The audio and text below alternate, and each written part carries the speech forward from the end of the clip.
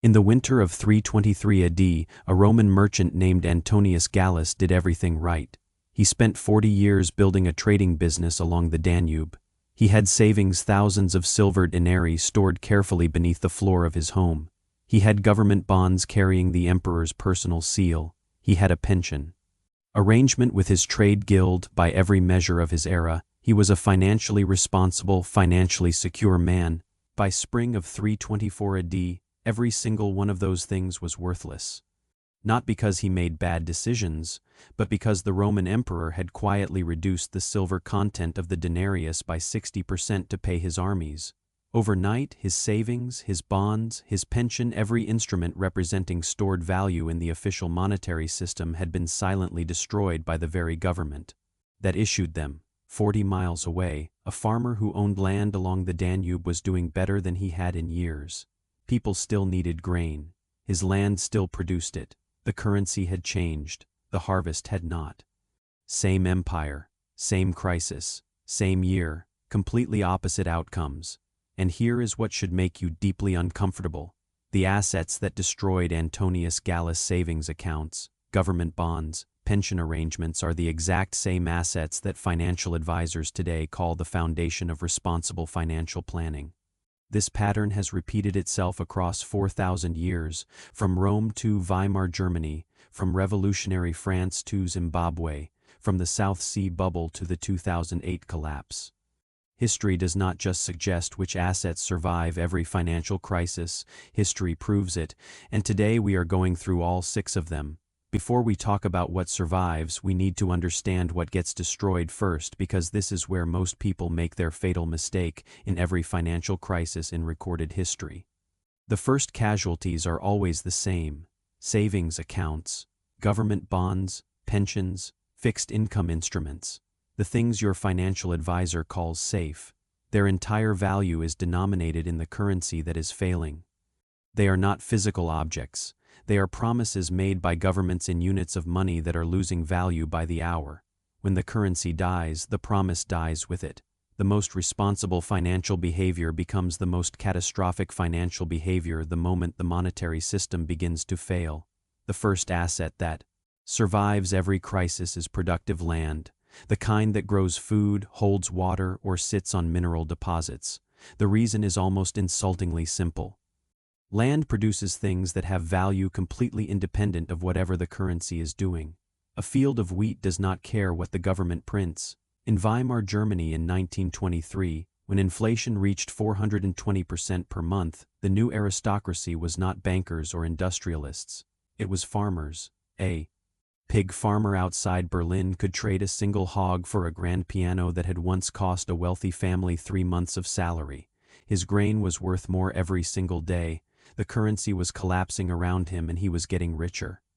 The same story played out in revolutionary France, in Zimbabwe in 2008, and in Rome 17 centuries earlier. The land never changed, only the currency did. The second asset is gold. And before you move on, this is not about conspiracy theories.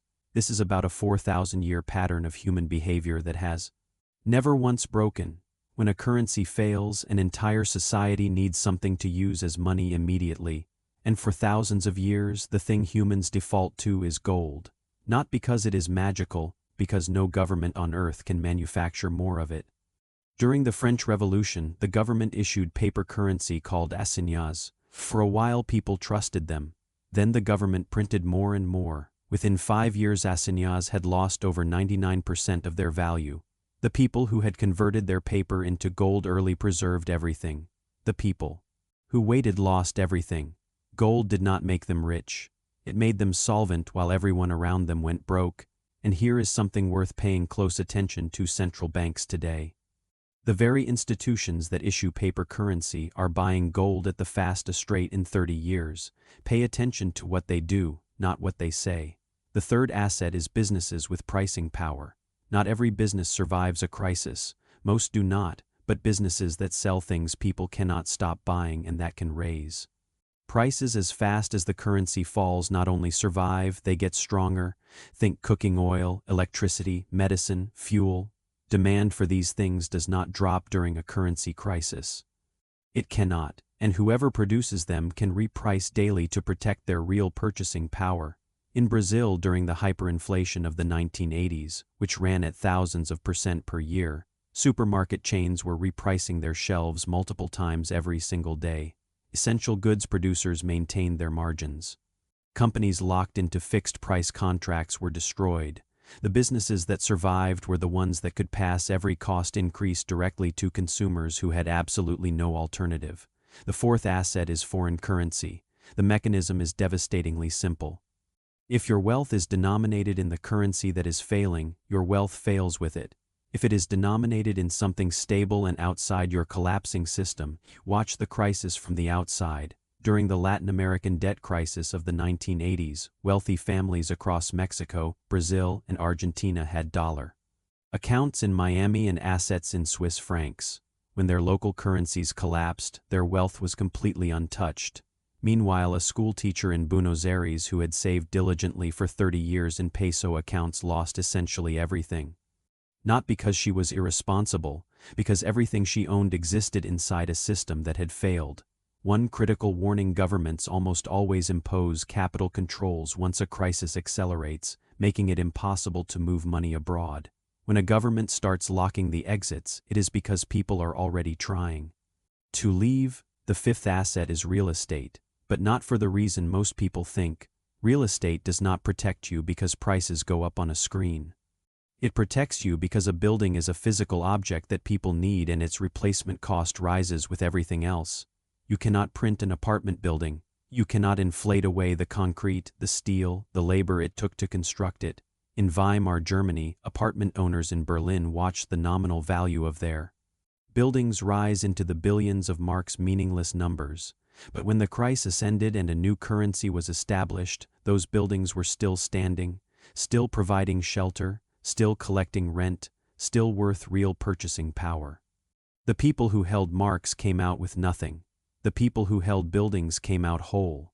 The sixth asset is the one almost nobody discusses: skills. In every major currency collapse in history, a specific group of people came through relatively unscathed, not because of what they owned, but because of what they could do. Doctors, electricians, mechanics. Anyone whose skill is genuinely essential and whose compensation can be renegotiated in real time. In Hungary's hyperinflation of 1946, the most extreme ever recorded, where prices doubled every 15 hours, government employees on fixed salaries were destroyed within weeks, but a skilled surgeon who could set his own fee for each procedure. A master electrician who could negotiate payment in food or gold. They survived, because when currency breaks down and the economy moves toward barter, the person who can fix your pipes or treat your illness holds extraordinary negotiating power. And here is what makes this asset remarkable: it requires zero capital to acquire. It cannot be taxed away. It cannot be confiscated. It cannot be inflated into nothing. It lives entirely inside you. Antonius Gallus lost everything not because he was foolish, but because he trusted a system that was never designed to protect him. Across 4,000 years, the verdict is always the same: productive land, gold, essential businesses, foreign currency, real estate, irreplaceable skills. These are the things that survive, and the assets financial advisors call safe savings, bonds, pensions are precisely the ones history has destroyed every single time. This is not a prediction. Nobody knows when the next crisis comes. But the pattern of what survives has never once been wrong, from Rome to Weimar, from revolutionary France to modern Venezuela. The question is not whether you believe a crisis is coming. The question is whether what you hold right now matches what history has already proven survives. So tell me in the comments, out of these 6 assets, which ones do you currently hold? And which one surprised you the most?